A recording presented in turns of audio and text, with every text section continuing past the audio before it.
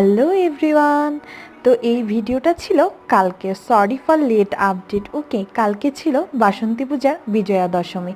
তো আমরা সবাই রেডি হয়ে অটোতে করে চলে যাচ্ছিলাম শিবসাগরে। ফার্স্টে আমরা বড় মন্দিরে দাঁড়িয়েছিলাম, কিন্তু সেখানে আমরা একটা ঠাকুরও দেখতে পাইনি, সব ঠাকুর নিয়ে আগেই নিয়ে যাওয়া হয়ে গিয়েছে।